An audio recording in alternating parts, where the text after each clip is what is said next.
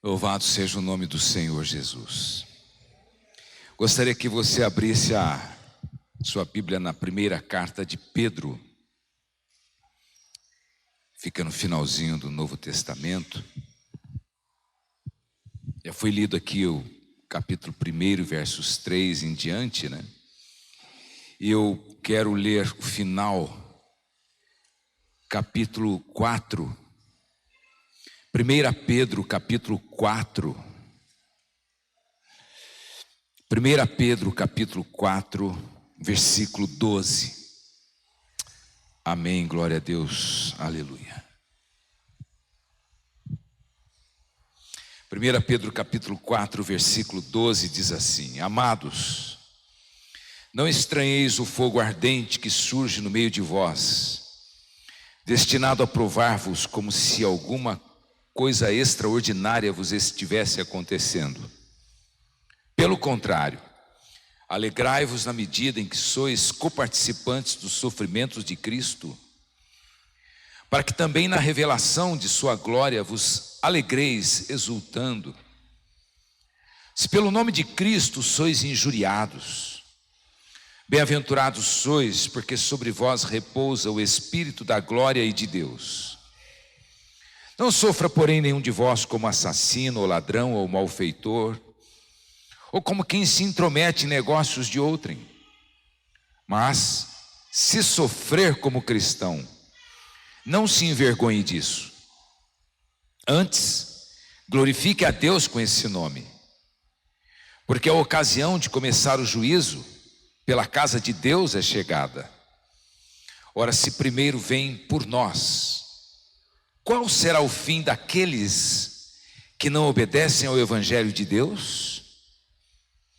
E se é com dificuldade que o justo é salvo, onde vai comparecer o ímpio? Sim, o pecador. Por isso também os que sofrem segundo a vontade de Deus, encomendem a sua alma ao fiel Criador na prática do bem. Vamos orar. Senhor Deus, muito obrigado por esta tua palavra, por tudo que fizemos, ouvimos, recebemos, demos neste culto de adoração ao Senhor, que é dirigido pelo Senhor, que é ao Senhor, através do teu Espírito Santo. Pedimos que esta palavra fale fortemente conosco e que nós sejamos transformados pela sua palavra de maneira completa, hoje e sempre, em nome de Jesus. Amém. Glória a Deus, Deus é bom. Eu estava lendo essa passagem e estava procurando uma palavra de Deus para trazer para vocês aqui hoje à noite, né? E eu falei assim, poxa, essa tarefa, ela até que é simples, né? Porque a mensagem que eu vou pregar domingo à noite, ela está entre Gênesis e Apocalipse. E eu falei, bom, se está entre Gênesis e Apocalipse, onde está esse texto? Mas eu quero destacar algo aqui que me chamou muito a atenção nessa carta. Depois nós vamos entregar essa palavra aqui. O versículo é esse daqui, de capítulo 4, versículo 18. E se é com dificuldade que o justo é salvo, onde vai comparecer o ímpio? Mas a palavra é dificuldade, a grande dificuldade pela qual o justo é salvo. Bom, nós temos aprendido que a salvação é de graça. A Bíblia diz, pela graça sois salvos.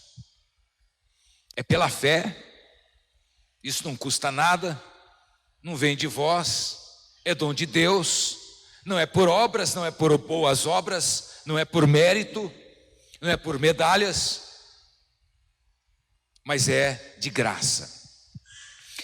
Mas ao mesmo tempo que ele diz que esta experiência de salvação, perdão, libertação, transformação é é de graça, ele também diz que o salvo será salvo com dificuldade.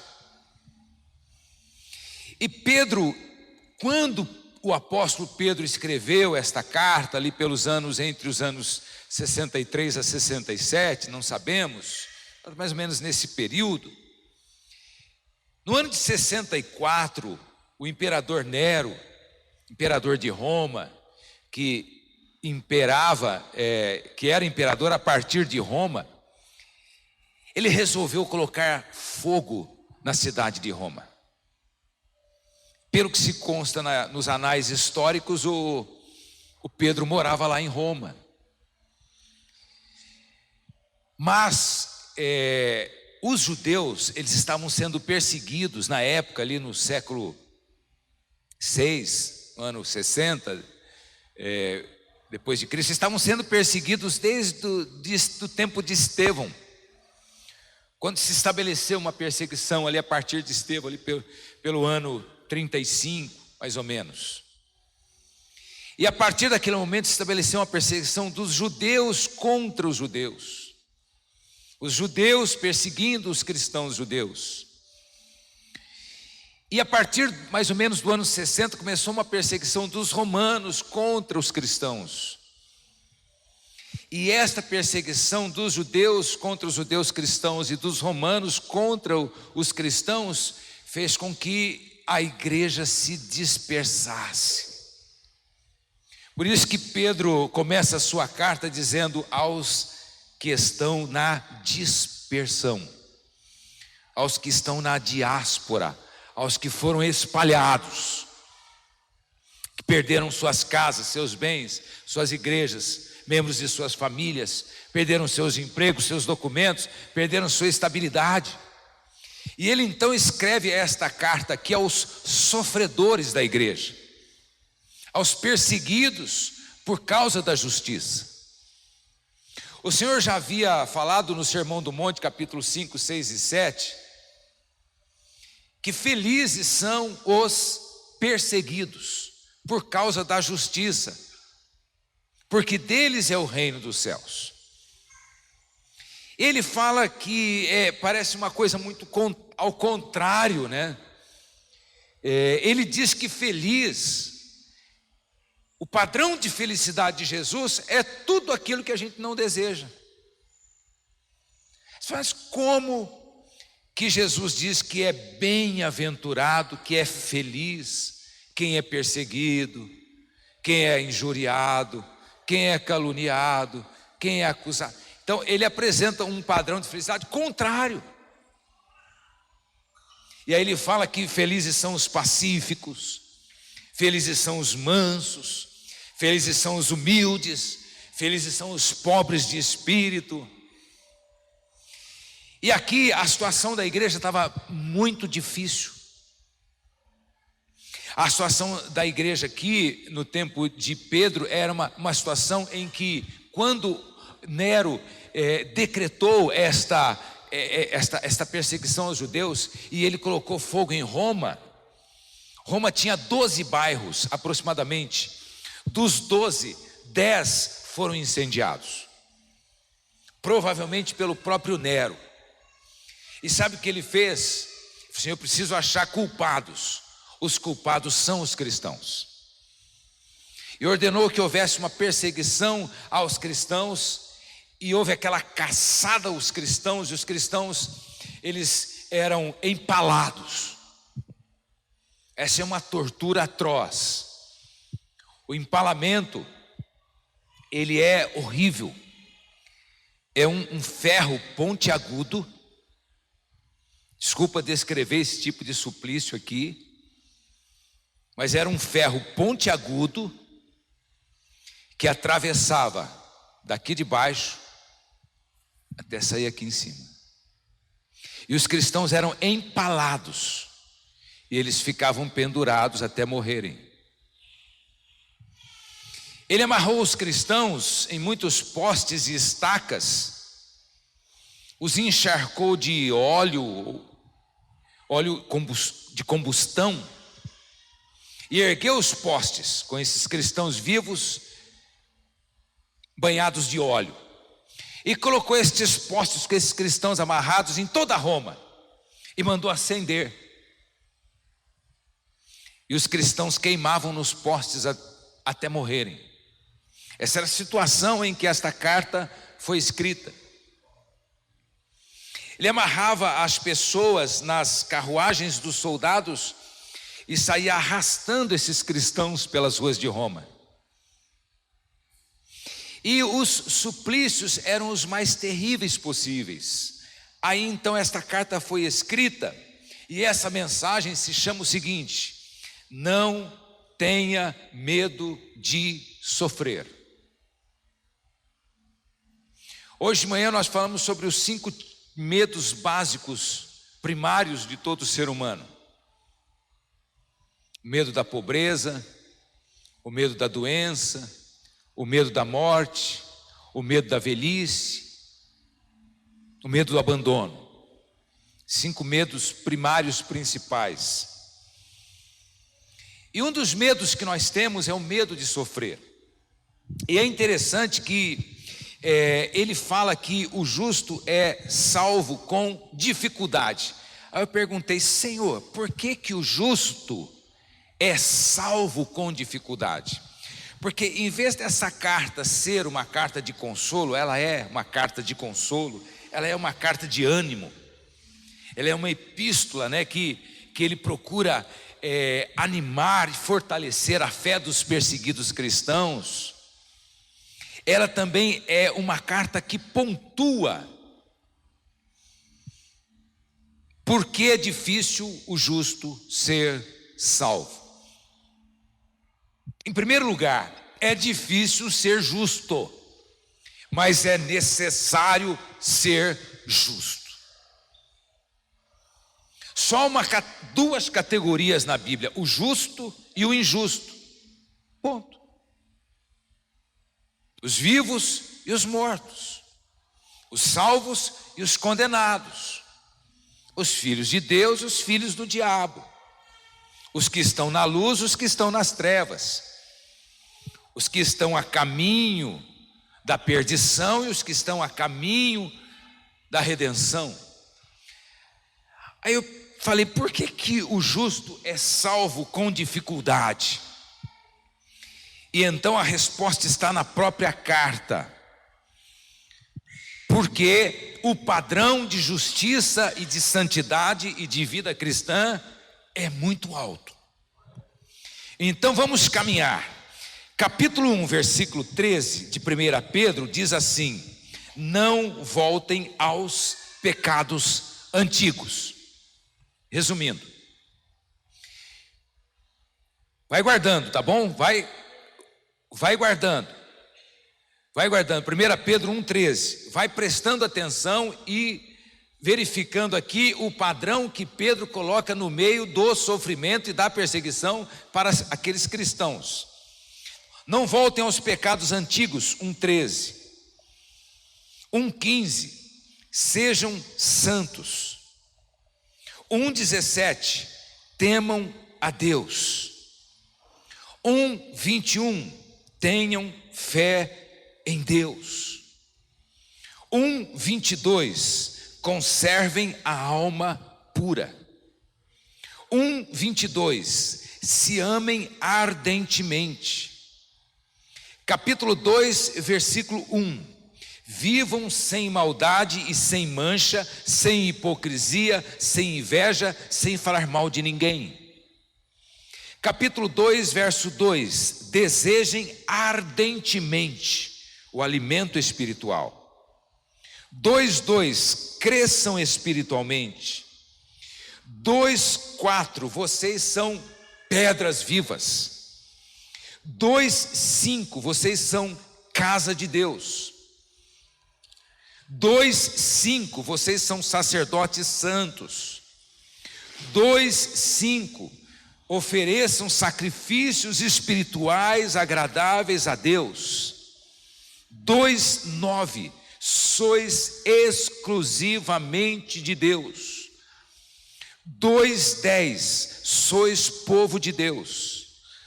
2:10, a misericórdia os alcançou. 2:11, deixem os desejos da carne. 2:12, sejam exemplares em tudo. 2:16, vivam como servos de Deus. 2:17, honre as pessoas. Honre as autoridades constituídas. 2:18, se submetam aos vossos chefes. 2:19, suporte as tristezas por causa das injustiças sofridas. 2:20, suporte as aflições com paciência. 2:23, não revide as ofensas.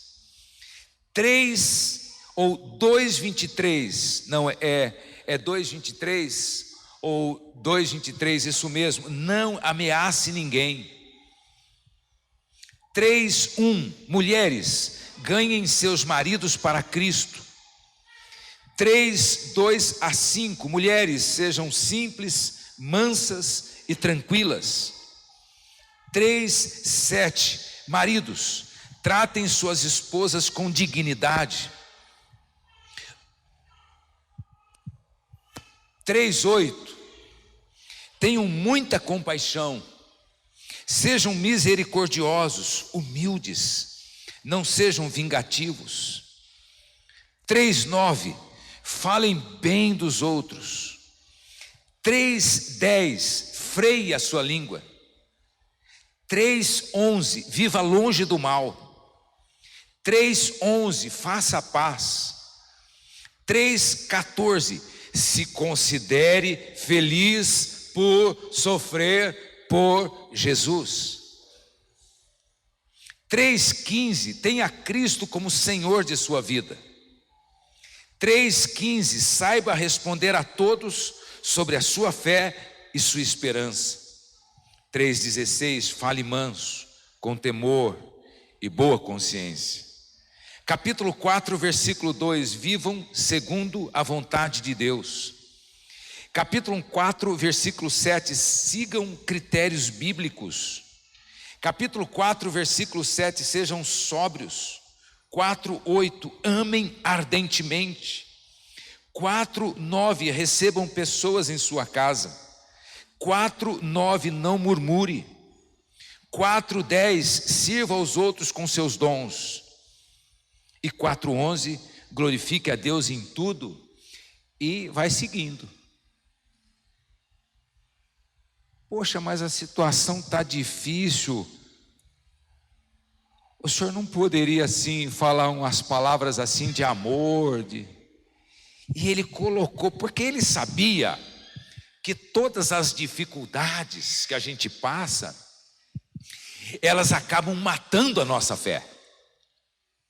E nessa hora que você está com as emoções para baixo, que você está entristecido, que você está frustrado, você está chateado, desanimado, a única coisa que te sobra são os princípios da palavra de Deus. Que a gente costuma ir por onde as emoções estão levando, né? Mas na hora do aperto as emoções são espremidas. E você vai precisar viver pelo que você crê e não pelo que você sente. Você vai precisar viver por obediência e não porque está tudo favorável.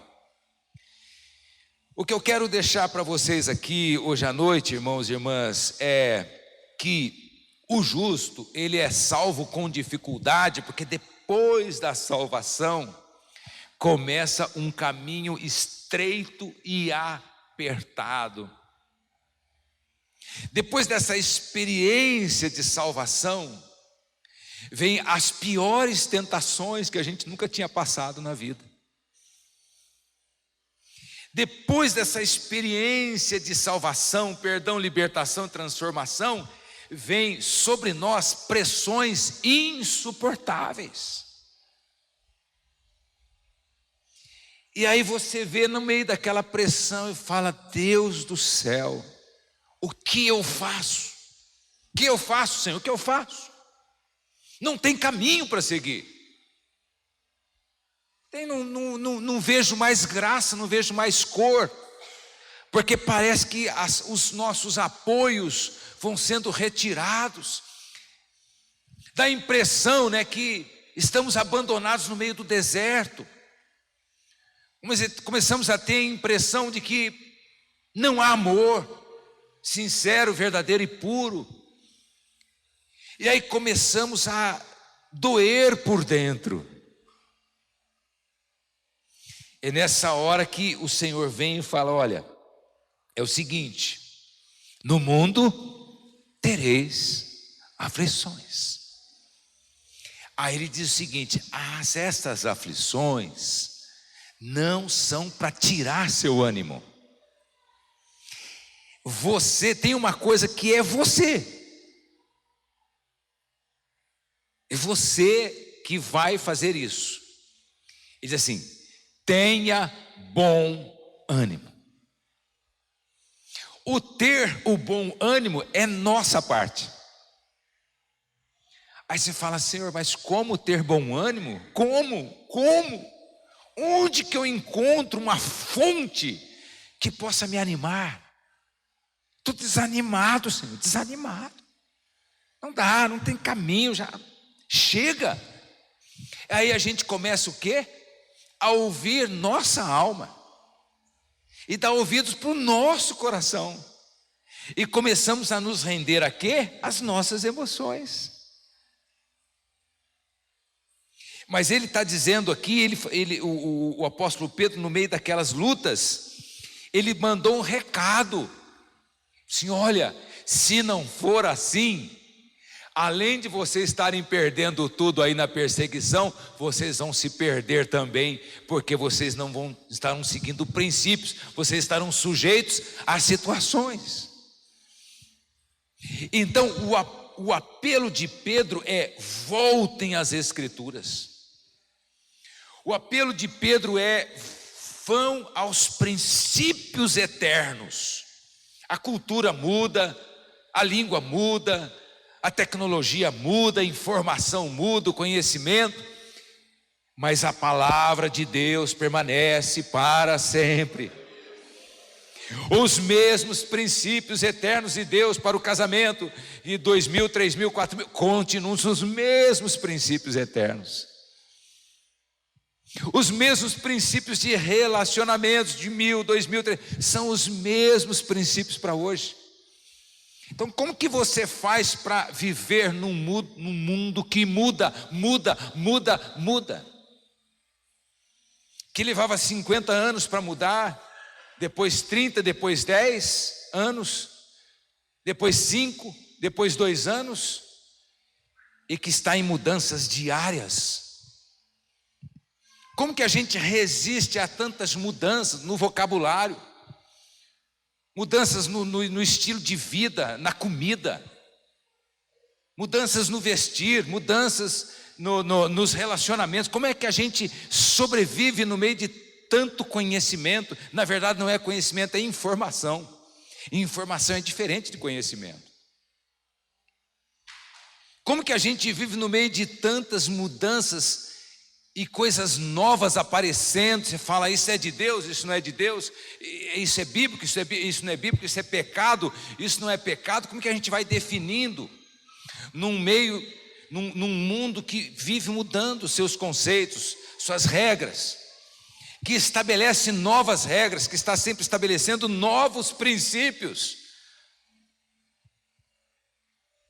O único meio é voltar para as Escrituras.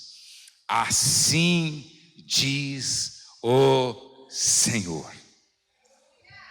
Assim diz o Senhor.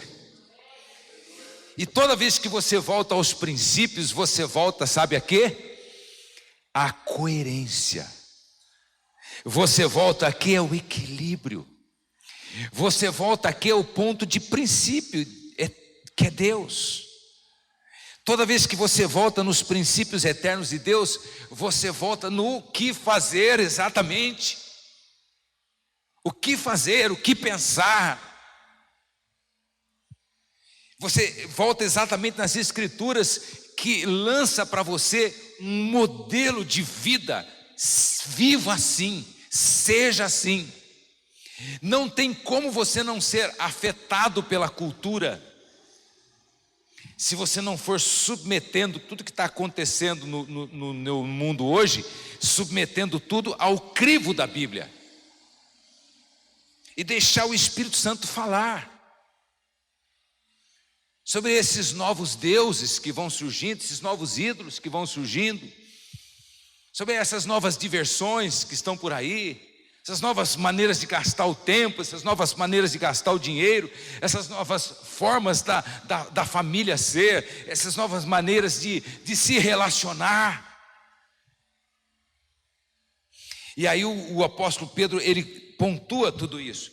E se nós fôssemos continuando a ler aqui, a partir do capítulo 4, nós veríamos aqui no versículo 7 que ele diz assim: ora, o fim de todas as coisas está próximo. Se nós hoje estivéssemos morando em Israel,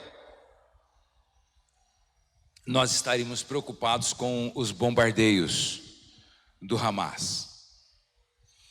Se nós hoje estivéssemos morando no norte do país, do nosso país, nós estaríamos enfrentando a maior seca que nunca jamais aconteceu no norte do nosso país.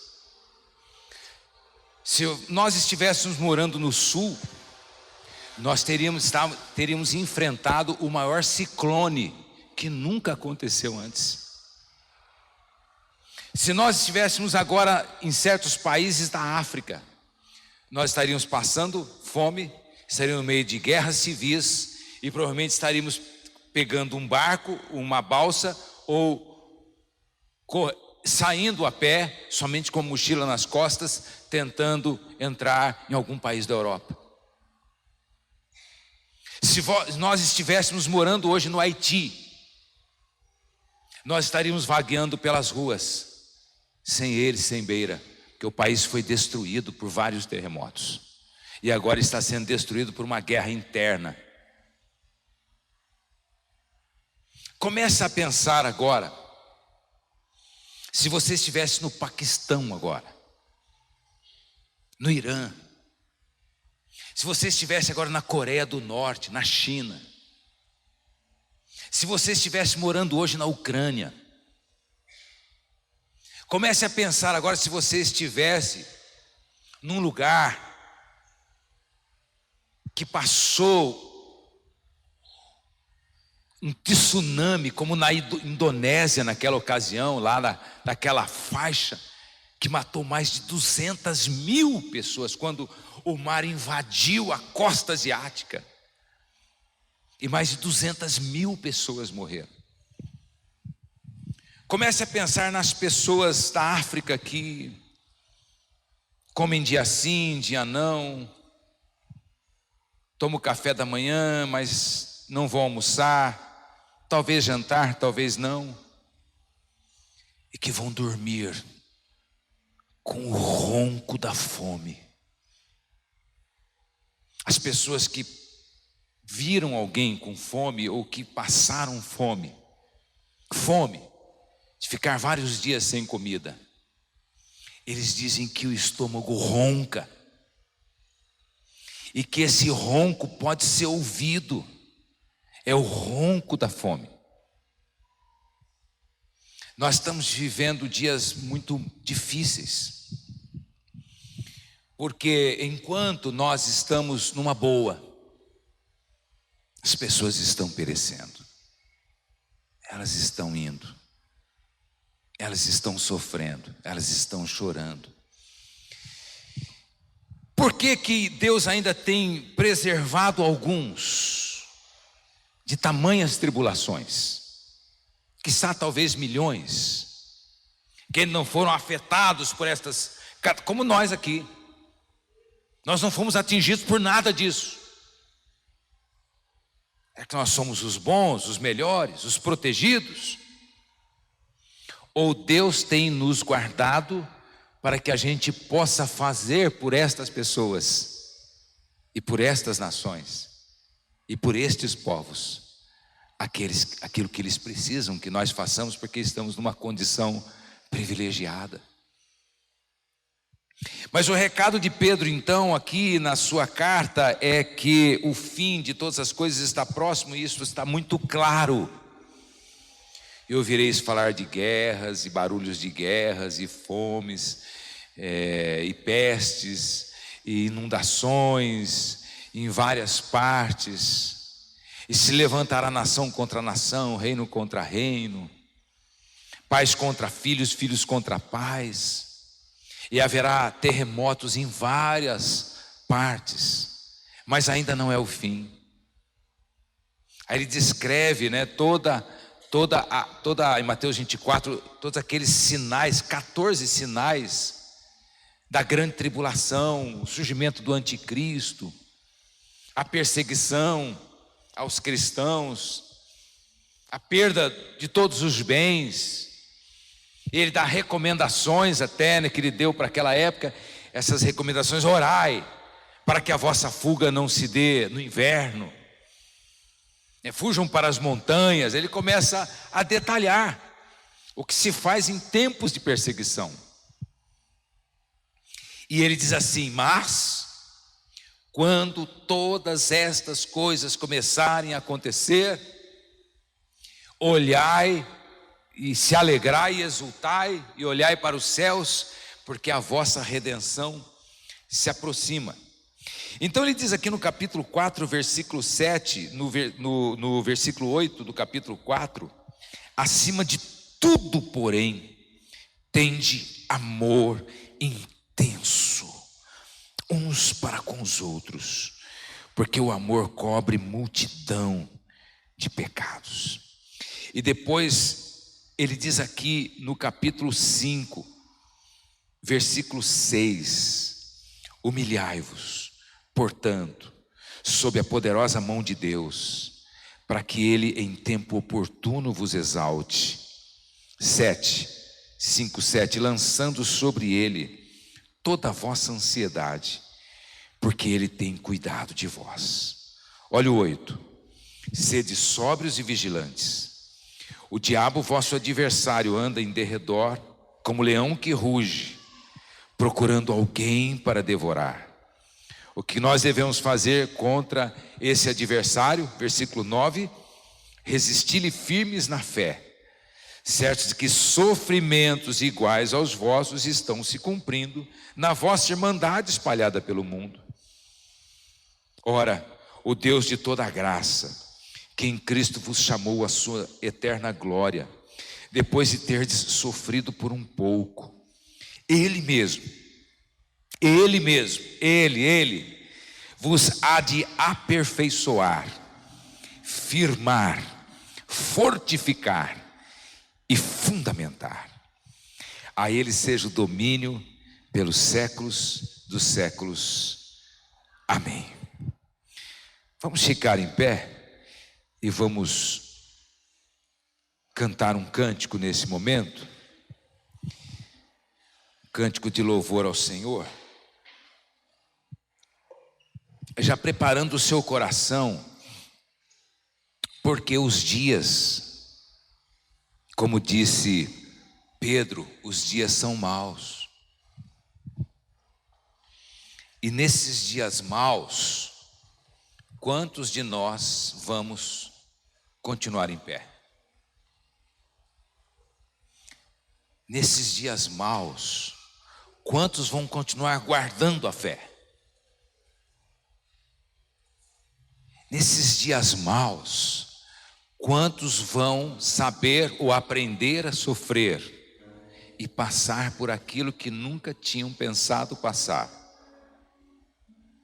Uma das funções da igreja é preparar a igreja para a volta de Jesus Cristo, mas também preparar a igreja para os acontecimentos antes desta volta. Uma das funções da igreja é preparar a igreja, é se preparar como igreja para o pior. O pior. Porque nós temos que ser treinados para o melhor e treinados para o pior. Quando o soldado vai para a guerra, ele não escolhe, olha, eu vou ali porque ali só tem meia dúzia, ali não vou não porque tem 200 ali. É um campo de guerra, é um campo, é uma batalha. E nesta batalha final,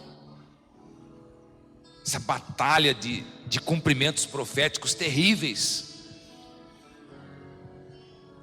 onde as notícias vão pipocar, todo dia as notícias vão pipocando, todos os dias,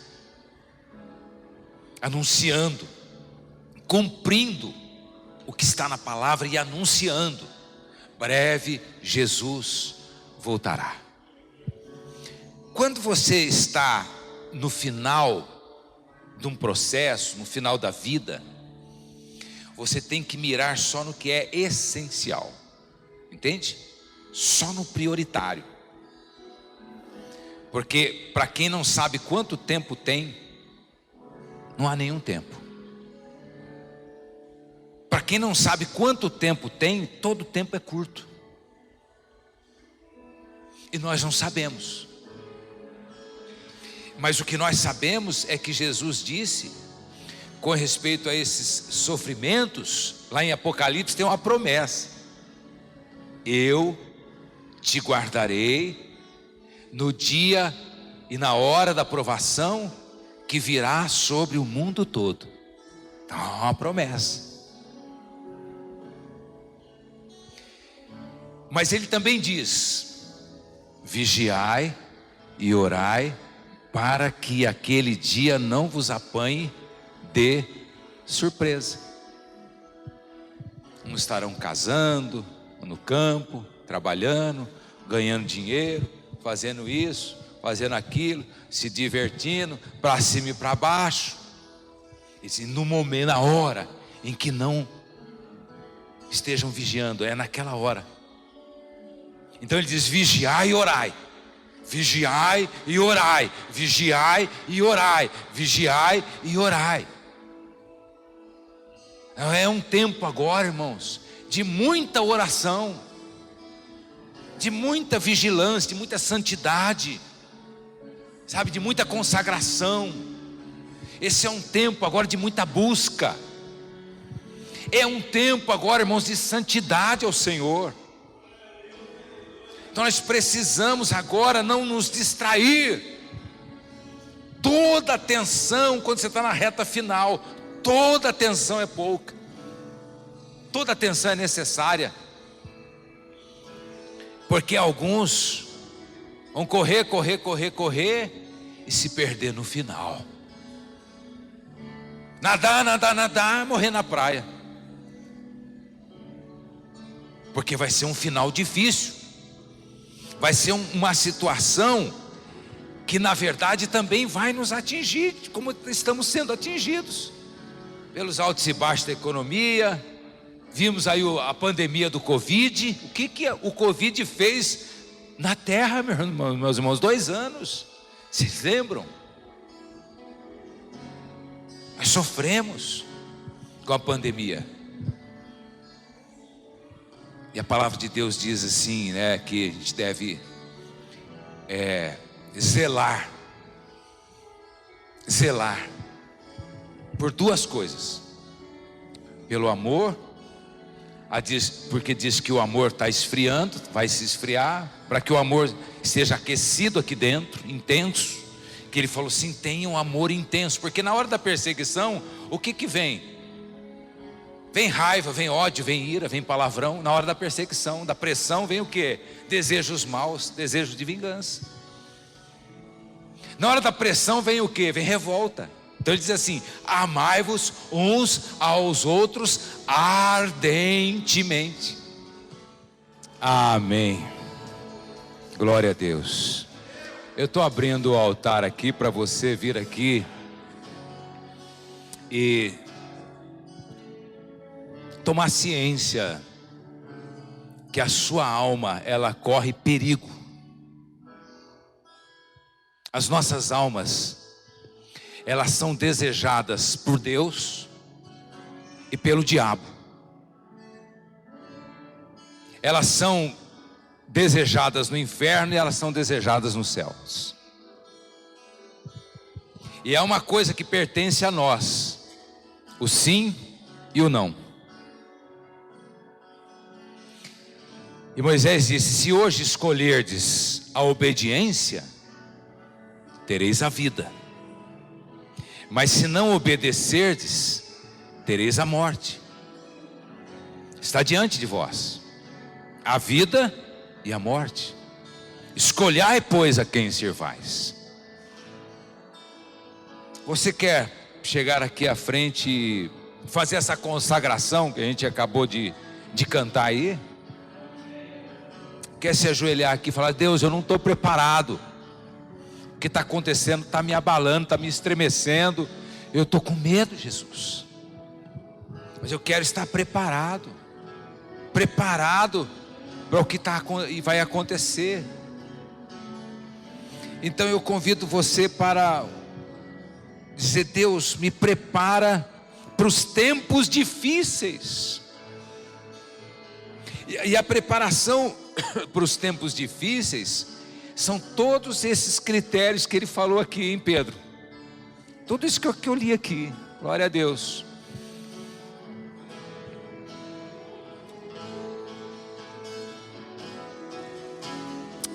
Amém. Só glória a Deus. Esse é um tempo de arrependimento, de confissão, um tempo de clamor, de humilhação. Talvez você vai falar: Senhor, o que eu fiz com a minha vida? O que eu fiz, ó Pai? Oh Deus, onde eu me meti?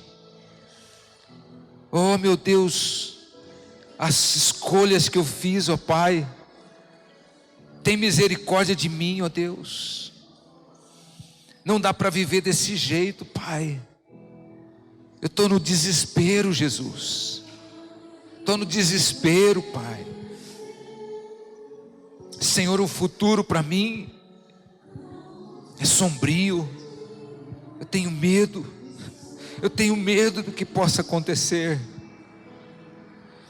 Em nome de Jesus, a palavra de Deus diz: não temais. Não temais. Mas para não ter medo, é necessário ter o Espírito de Cristo, que é o Espírito de coragem, para enfrentar qualquer coisa, enfrentar qualquer pessoa, não em você, mas Jesus em você. Senhor Deus, que estão pessoas com diversos motivos aqui no altar, Pai. Algumas muito tocadas pelo Teu Espírito Santo, clamando uma nova vida, um novo coração, um novo rumo, uma nova natureza, uma nova mente, um novo tempo. Oh Deus, Espírito Santo, convença do pecado, da justiça e do juízo. Produz um arrependimento sincero e profundo agora, ó Pai. Uma confissão total, Pai. Um arrependimento, uma tristeza segundo Deus, que opera o arrependimento. Senhor amado, aquela pessoa que veio para cá sem salvação, em pecado, aceita essa confissão, ó Pai, esse arrependimento. Perdoa esse coração, lava, purifica dos pecados, apaga o passado, apaga as lembranças do passado, cura, Pai, das feridas do passado, cura, Senhor, de tudo que aconteceu, ó Pai, que traz incômodo, tristeza, traz tanta coisa ruim. Oh Jesus, Passa a mão nas feridas que nos fizeram, Pai, e cura. Também, ó Pai, reconcilia-nos com o Senhor, e que nós também possamos reconciliar com os outros. O seu ministério da reconciliação. Senhor amado, aquele que não tem paz, haja paz com Deus agora, paz interior e paz com os outros. Aquele que está sendo tentado, atormentado pelo inimigo, cessa essa atormentação agora, essas vozes, vultos, em nome de Cristo repreendemos vultos e vozes. Obras malignas estão desfeitas na sua vida agora em nome de Jesus. Obras das trevas estão desfeitas agora em nome de Jesus. Obras do diabo estão quebradas agora no nome de Jesus. Senhor, faça cessar a inimizade, a contenda, os ciúmes, a inveja, a briga, a discussão. Faça cessar a tormenta, Pai. Nos dá espírito de mansidão, um espírito tranquilo, que é agradável a Deus. Nos ajuda a ter paciência no meio das dificuldades e a esperar em Deus. A tua palavra diz: espera, pois, pelo Senhor. Ajuda-nos a confiar que nesses dias difíceis nós possamos continuar em pé, não deitados nem sentados, mas em pé diante do Senhor, em nome de Jesus, em nome de Jesus.